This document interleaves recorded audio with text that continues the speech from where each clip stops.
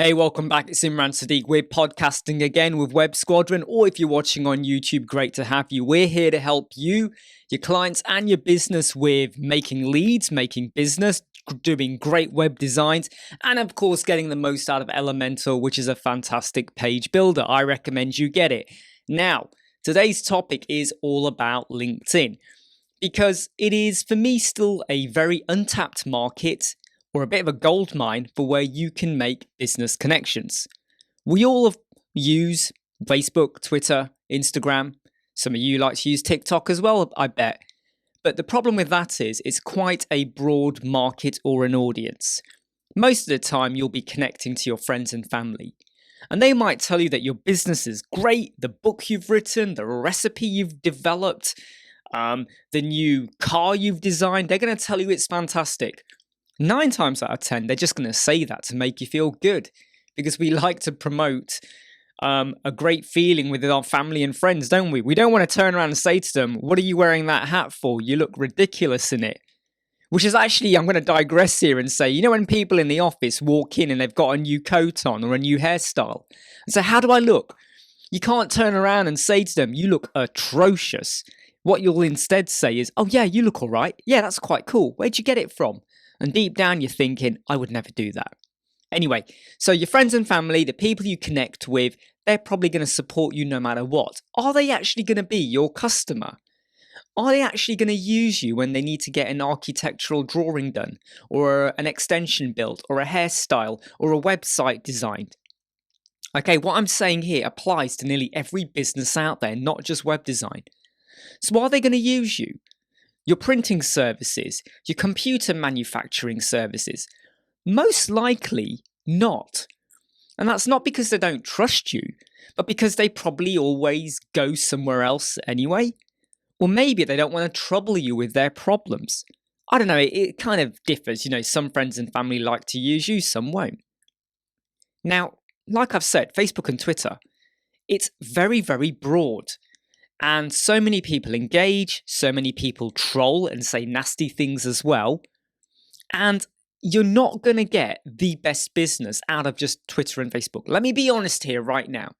You will make connections, you will broaden your network, but you are not going to get an influx of leads coming through Facebook and Twitter. You will get some. So don't sit there saying, "Hey, you're talking rubbish. I actually had one the other week." Yeah, you will get some. And if you're selling a product on Facebook, you will probably get interest and some sales. But LinkedIn, which is primarily focused at businesses, professionals, yes, some people might be looking for a job and they might be unemployed at the moment, but the majority are going to be full-blown businesses. People that are set up, they are solicitors, lawyers, doctors, whatever you want, okay, businessmen. You know, we could go on and on and on. Astronauts, they're all going to be on LinkedIn.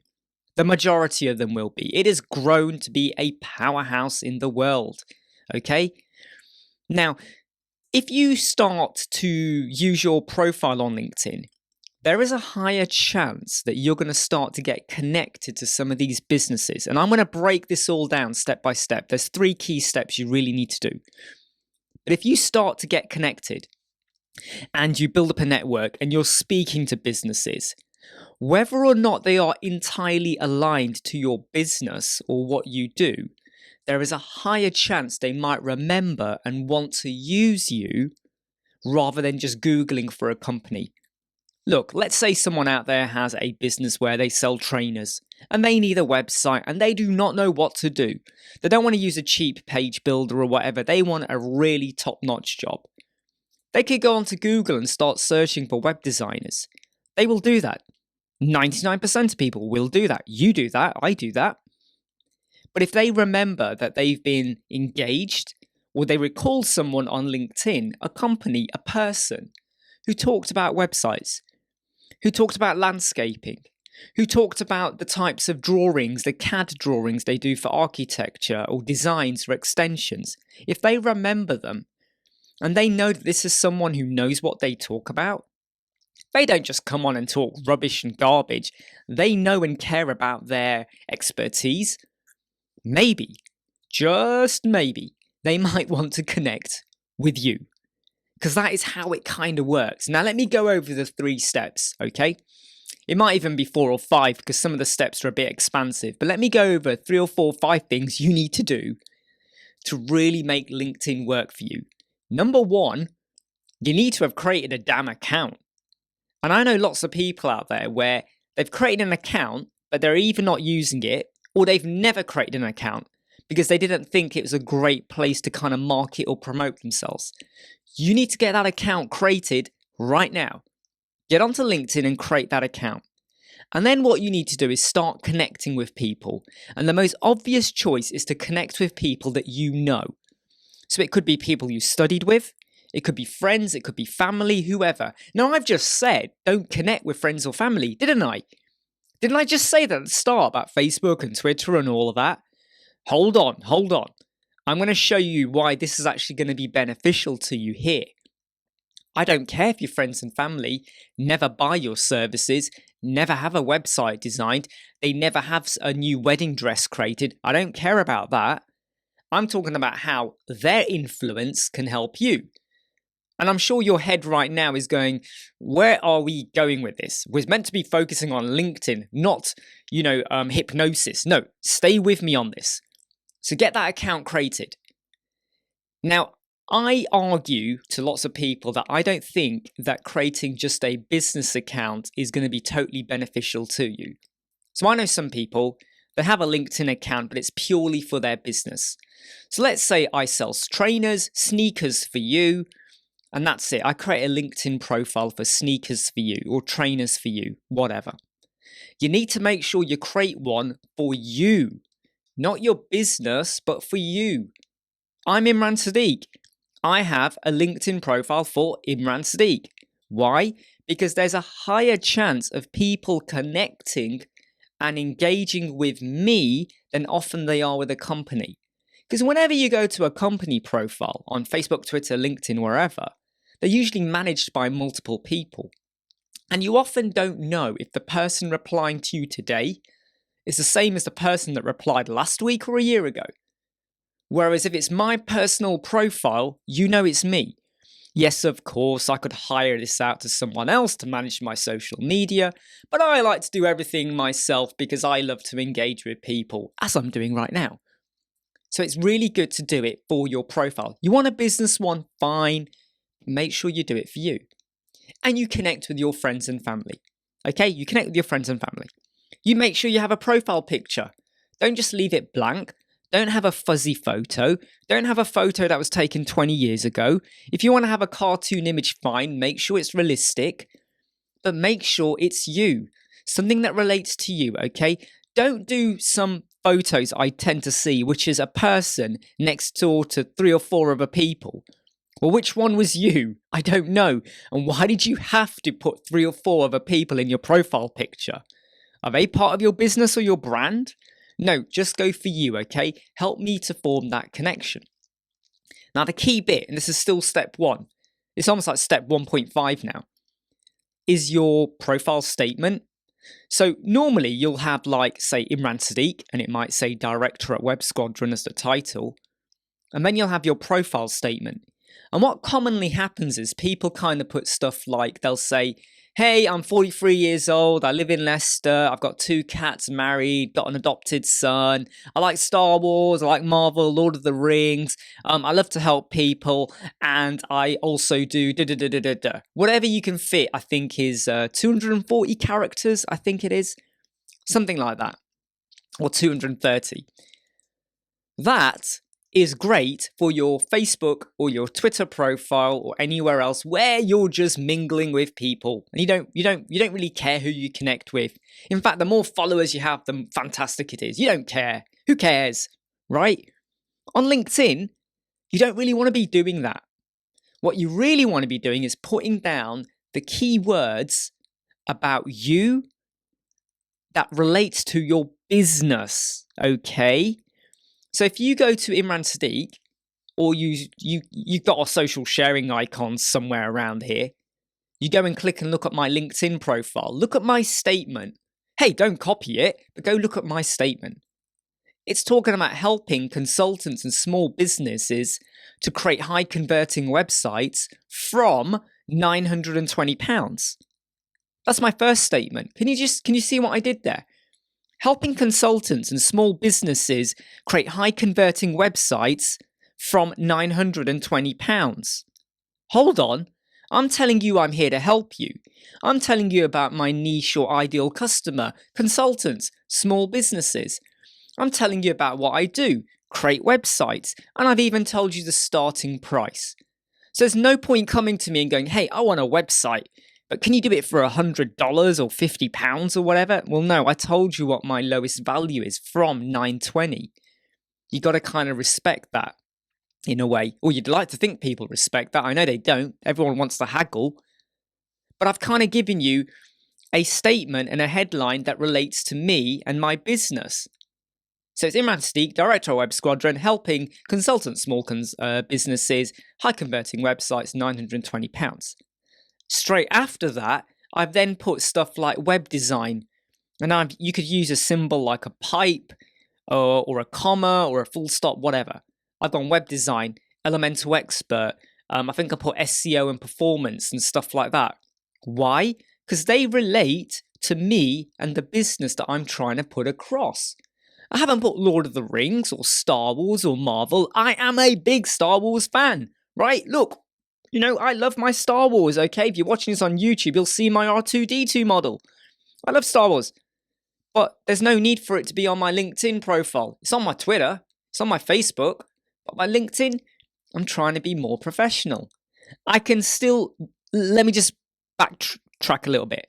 When I do my postings on LinkedIn, if I want to mention Star Wars, I can. There's no limitation to what post I can do. If I want to talk about the latest Marvel movie, did I like it? Did I hate it? Whatever, I can do that. That's in the post. But my headline, one of the first things that people might see when they click on me is that I need that to get to the point about what can I do for you? Who do I like to work with? What's my starting price? What are my skill sets?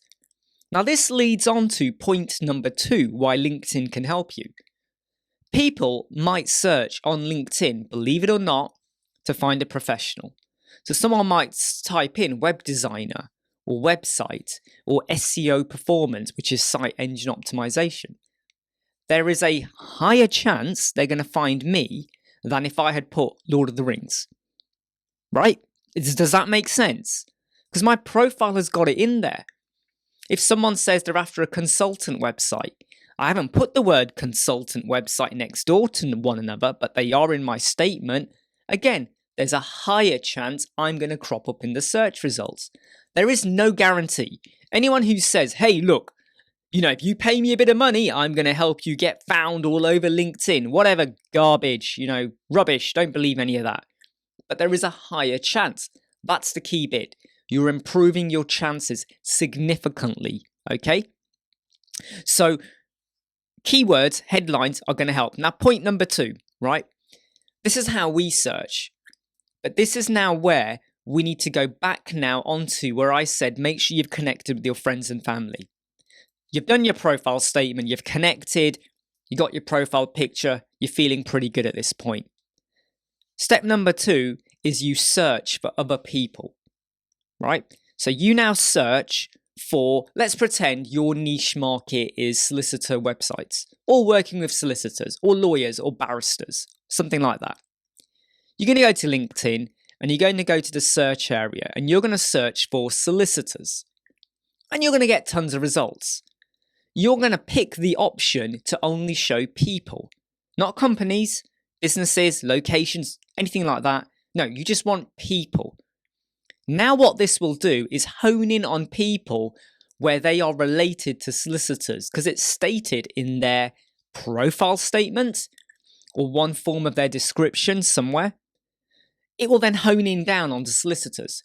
You can then filter further into location. Maybe you're only going for United Kingdom, United States, Australia, France, Germany, whatever. You're only going in for a certain location. You can hone in on that. But the key thing here is you will notice a box next door to people that says connections. And it gives you the option of 1, 2, or 3. Number 1 means these are people already in some form or of the other connected to you. They already know you. Ignore them. If you want to connect with them, go for it, but don't worry too much about them. The people you really want to be going for are connection to. Connection to are people that you are not connected with at the moment.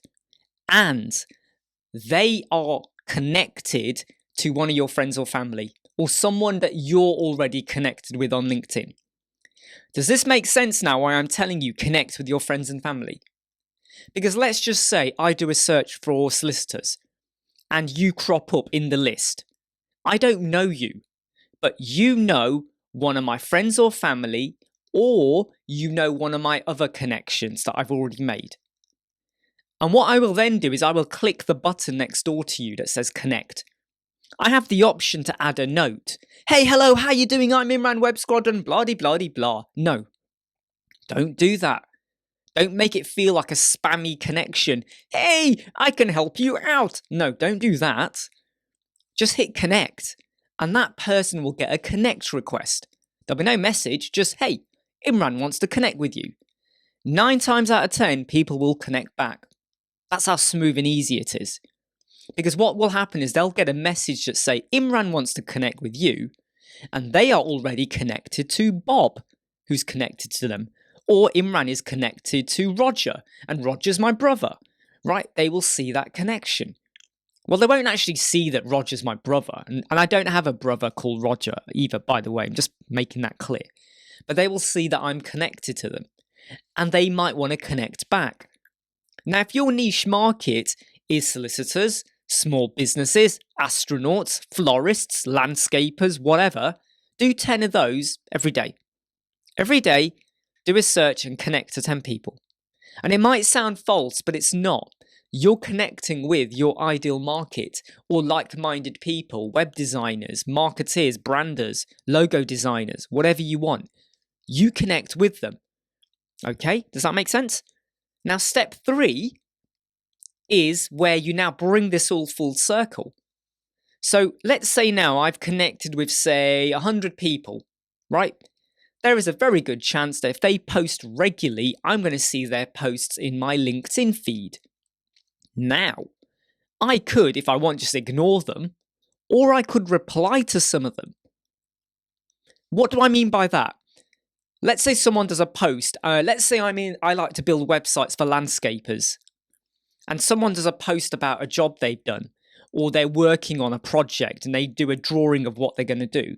I might put a comment back.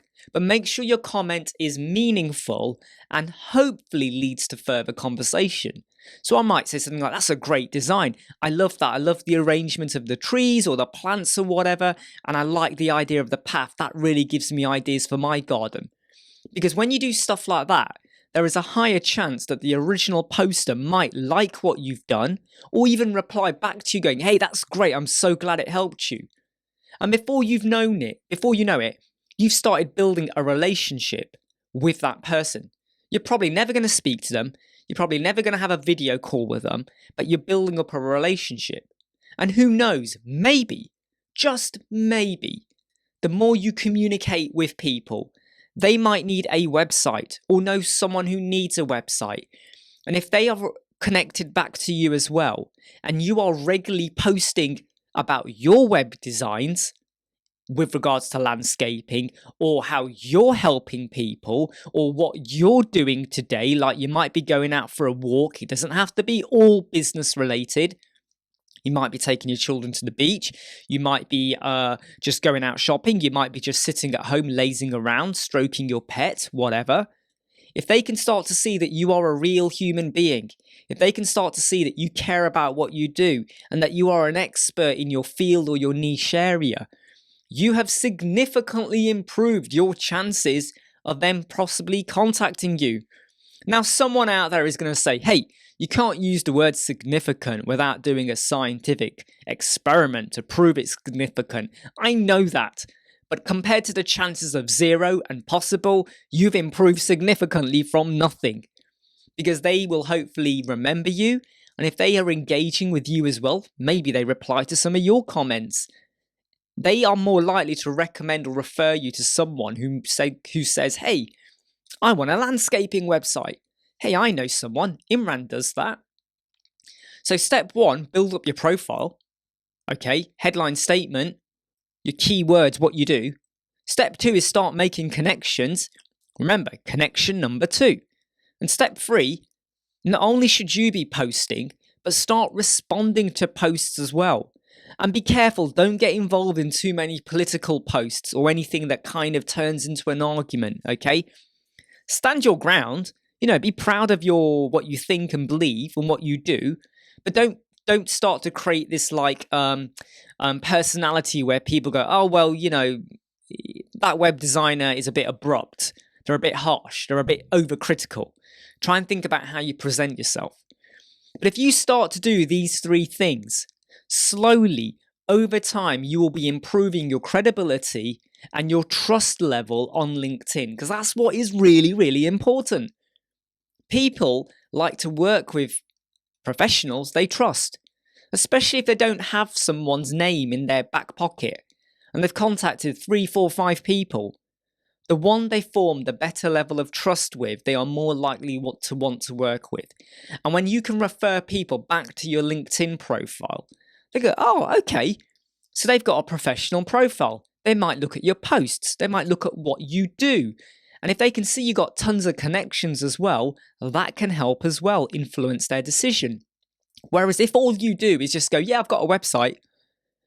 Oh, and then you send them to your Facebook and your Twitter, and all you've done is taken photos of yourself, in swimming trunks in a pool, and that's all it is.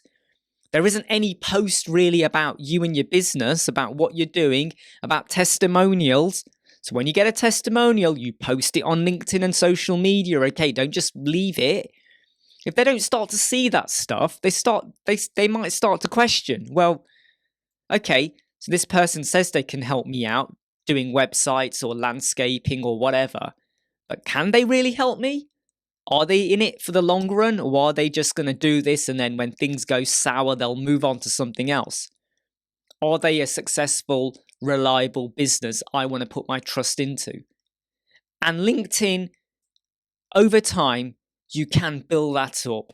And if I'm working with a professional and I find out they haven't got a LinkedIn profile, or when I go to their social media, it looks a little bit lacking with regards to them and their business, I kind of go, right, I'm not sure about you. I'm not sure about what you're promoting or how much you believe in your business. Most of my social media posts relate to me, my life, and the business as well, and how we're doing things. Why? Because we're all in. I'm not afraid to share it. And if you're afraid to share and talk about your business, you really need to take a step back and reevaluate, why is this business important to you? Because when you understand that, you'll want to share that with the rest of the world as well. But LinkedIn, 3 things you can do. And if you start doing them right now, and they are free, it's not costing you a penny, you can help yourself to become not only more professional, but more trusted on social media. Hey, I hope you like, subscribe, share, and follow if you're watching this on YouTube. And of course on podcasts, please do share and keep listening. And I'll see you soon.